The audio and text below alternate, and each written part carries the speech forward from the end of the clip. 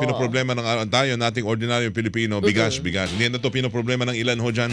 Hindi naman ho sila namamalengke, hindi nila inaalala, may bigas pa ba tayo dyan? May laman pa ba yan? Wala. Yung iba yan hindi sa kanila. kumakain ng kanin. Ay, oo. Oh, di ba? Kaya, Hindi na problema bigas. o kaya, imported na mga, ano yun, mga specialty rice. Talaga? Yung mga rice na may mga kakaibang pangalan para Mahal daw naman. hindi ka tumaba. Di ba? May mga Ano ganun yun, yung bigas na hindi mo Galing kailangang pang- isaing. Mainit na tubig lang, okay na. Nilagang bigas. Mahal yun. Pinainit na bigas, yun yun. Parang 300 isang kilo. Oh, ganun. Tsaka yung mga 300 nakalagay plus. sa maliliit lang na pouch na lang Yes, nga eh. oo, Di ba? ganun yun. Kamahal-mahal nun. 300 plus, Wow. oo. Grabe. Yayamanin. Samantala, dito lang sa 50 pesos. Dito tayo, nag-aaway pa tayo sa 50. 20 pa nga eh, wala, kulang-kulang pa nga ang ating benteng bigas eh. Totoo Hindi pa yan, lahat okay. nakaka-enjoy niyan. Oo. Ang Nasa linya imported natin. na bigas, meron pong kwan yan. Base Merong sa price executive cap. order, number 118 partner, ang cap niyan hanggang dito lang, 50 pesos 50 lang daw. pesos. Ang sumobra dyan, magpapaliwanag ka na sa DA. Naku po, Okay. kawawang mga Okay. nagtitinda nito. Si Assistant Secretary Arnel Lemesa, ating kausapin ng spokesperson sa Department of Agriculture. Asek, good morning. Welcome back. Double Wang sa Double B. Magandang Radyo na, umaga TV pa. po, Asek. Good morning. Ay, Weng and Weng, good morning. Magandang umaga po sa ating mga taga-subaybay. Oh, yes, okay. Ilang araw nang nagkakaroon ng mga operasyon po ang Department of Agriculture sa mga palengke. May bisita-bisita, At meron kayong mga ni-issuehan ng notice to explain ba yon? Ngayon, ilan na po yung inyong na-issuehan ng ganong kautusan, ASEC? At ano ang susunod na hakbang kung hindi masatisfy ang DA sa kanilang paliwanag? Bakit sumobra sila sa price cap na 50 pesos para sa bawat kilo ng imported rice? Weng, nagsimula itong implementasyon ng Executive Order number 118 as issued by the President noong May 13 at matatapos ito ng June 30. At nitong ang Lunes, nagkaroon ng nationwide na sabay-sabay na inspection sa karamihan sa mga anong tawag dito, mga stalls na nagtitinda. Mahigit 1,000 yun. At nakita natin 800 plus yung nagtitinda ng imported na bigas. At 36 na stalls yung na-issuehan natin ng notice of violation. Pinakamarami sa Region 1, 19. Tapos dito sa National Capital Region, 8, 4 sa Central Luzon, 3 sa Negros Island Region, at 2 sa Bicol Region. Karamihan dito yung nagtitinda ng lampas doon sa itinakdang presyo sa price cap na 50 pesos. So, pero meron tayong nakita rin double wing na pinakamura parang 44 pesos at pinakamahal 70 pesos dito sa Cordillera. So, pero yung pinakamataas yung compliance dito sa Region 10, 90% sa Northern Mindanao at ang NCR ay 70%. Merong 6 na regions na zero, ibig sabihin either hindi nagtinda ng imported na bigas during that time or sarado. Kagaya nung nakita natin sa Dagonoy dito sa Maynila. Sir, ang problema po, may mga negosyante, yung nasa retail particularly, na hindi raw po nila kaya kasi yung 50 pesos. Lugi daw po sila doon, ASEC. Nung isang araw naman, dahil nga may mga ganito, yung ating dalawang assistant secretaries, ASEC Wian ng aming legal at saka inspectorate, at saka si ASEC Guevara ng agribusiness, pinuntahan din itong intercity para makita yung presyuhan. Merong mga ilan talaga na medyo mataas, pero marami rin yung within the price. In fact, yung pinuntahan ko, kung mismo yung nagpunta dito sa Alabang, kinuha ko yung purchase order na binagsakan. At kita ko doon na yung halimbawa, yung Coco Pandan, 1,125 yung bagsak sa kanila. Yung isa pang product, I forgot the brand name, 1,125 din. Tapos yung bini ay 1,050. So ibig sabihin, yung Coco Pandan halimbawa, 45 pesos yung bagsak sa kanila. Kasi 25 kilo yun na bag. So 1,125 divided by 25. So that's 45. So reasonable, yung 5 pesos na patong, Aha. kasama na yung gastusin nila. Mm. Kada kilo naman kasi yun eh. So kung ano man yung gastusin nila kada buwan, Mhm. will cover yung 5 pesos na profit margin na bagsak sa kanila. So sa So, monitoring ninyo, oo. hindi lugi ang mga retailers? Yes, actually may mga nakita kami na mas mura pa sa 50 pesos na binebenta nila. So Mm. ibig sabihin yung nagbebenta ng 60 pesos, yung iba nga may more than 60 pesos pa. Mm. Talagang medyo malaki yung profit margin na gusto Oo. nilang mangyari Mhm. na kitain. Kasi Mhm. kung ganun nga yung bagsak sa kanila, 45, tapos ibebenta nila ng 60, talagang malaki yung Opo. profit margin nila. Yung pong na mga na pinagpapaliwanag, naipakita ba nila sa inyo resibo na ito po ang benta sa amin eh? Oo. Yung 40, iba, sabi niya Weng, nakita 45. talaga Oo. namin yung purchase order, yung talagang yung iba ayaw ibigay. Puwede Ayaw ba ibigay. puwede ba Oo. nilang gawin 'yun? Ayaw nilang ibigay Hindi sa kasi mga inspektor ng gobyerno? Kaya may kasama kami doon na pulis, mm, yung mga may notices of violation. mm. ah Babalikan yon ng ating mga kapulisan kapag hindi nila na ipaliwanag ng gusto. Kasi they were given enough time to explain din base Oo. doon Mm. sa notice of violation that was issued to them. Mm. Okay, kasi ito, tingin ng iba ho dyan, masyadong unfair. Kami mga nagtitinda, may mga naghahanap buhay, hindi naman yung mga milyonaryo yung mga nandyan, sila pa ang napupuntirya nitong sobrang di pagsunod sa presyo na itinakda. Paano ho yung mga importer mismo? Sila ho ba may kwan din? Dapat ay sila ho binabantayan din. Magkano ba talaga kuha nyo? Magkano ba ang kuha nyo pag dumating na ho yan dito? Landed cost ba yung tawag doon? Magkano ho, para mas siguro na pagdating ho sa retail yan, wala ho silang pagsasamantala o overpricing na ginagawa. Kaya Weng, nung isang araw nga nagpunta rin yung ating mga kasamang officials dito sa Intercity para ma-check na hindi lang retailers yung tinatarget ng ating mga pagbisita. Hmm. In fact, sa ngayon kasi maganda pa yung presyo sa international market kung pagbabasehan natin. Sa Myanmar, sa Cambodia, yung ibang bigas natin na of the same quality, yung Vietnam DT8, Mm-mm. yung 5451 na mga ah, classification ng bigas, ito yung Mm-mm. imported 5% broken na more than 80% nagkagaling sa mga bansa na ito. Mm-mm. Pinakamahal na sa mga 520 sa Vietnam, Mm-mm. sa ibang area na sa $430. So kung magla-landed cost yan dito sa atin between 35 to 38 pesos. So, Mm-mm.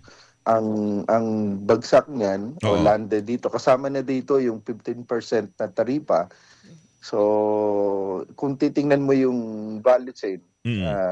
hanggang dito sa retail, talagang kaya yung 50 pesos. Mhm. Mm-mm. So, kung Oo. gagawin nila 60 yan, ibig sabihin, may Sobra. Oo. pang-abuso doon Mag, sa presyohan. Profiteering na bang maituturing 'yon, oo. ASEC, kung 60 pesos ng presyo ng imported? Kung titingnan natin, Weng, doon sa resibo mismo na nakita namin, talagang pwede mo i-considera dahil talagang malaki yung pinapatong nila Mm. Mm-mm. doon sa tamang presyo lamang dapat. Maganda An ho siguro ba, sorry partner, maganda bang pwedeng magpaskil ho ang DA ng ito yung mga landed cost lang ng mga imported na bigas para ho may gabay, may pagbabasihan ng mga mamimili at saka ang mga nag-i-import ho niyan hindi ho magsasamantala kasi tago ho yan ngayon hindi naalala naman ng publiko eh. Marami kasing pwedeng kagaya ng kahit anong imported items, hindi lang na bigas. Opo. Ang madalas na abuso rin, halimbawa yung sibuyas, Mm. na mura yung kuha pagdating dito. Mm. Mahal. Kahit naman din yung local natin mababa yung farm gate. Mm. Pagdating sa palengke, talagang lumulobo yung presyo. Kita natin sa baboy, Mm. ang farm gate ay less than 200.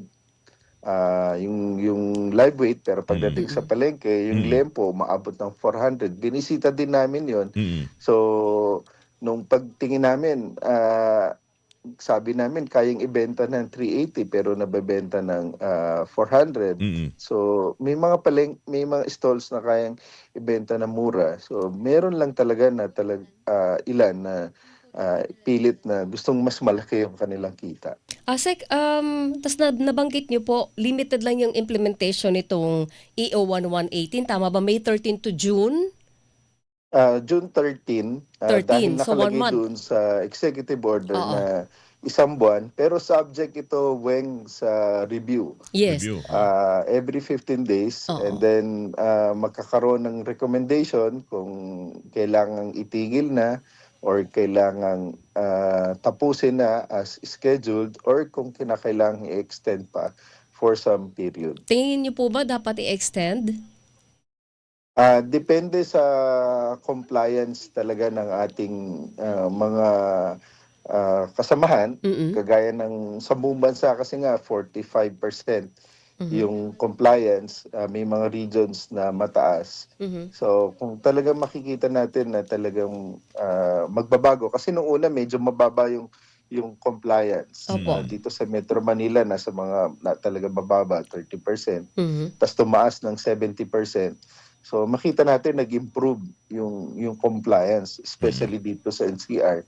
So pag may mga ganito, depende, but we're seeing a lot of improvements. O kaya lang kung hindi biglang tanggalin na yung implementation ng EO 118, baka lalo umalagwa na naman ang presyo.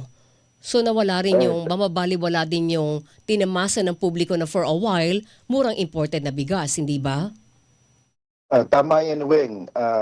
Tapos dapat dati nating ikonsidera itong buwan ng Mayo, Correct. lumabas yung datos ng PSA sa inflation Mm-mm. at bagamat bumaba yung overall inflation rate, yung inflation sa bigas patuloy na tumataas. Correct. Nung last month nasa 13.7, Mm-mm. ngayon nasa 15.6 yung Nako. buwan ng Mayo, yung April yung 13.7.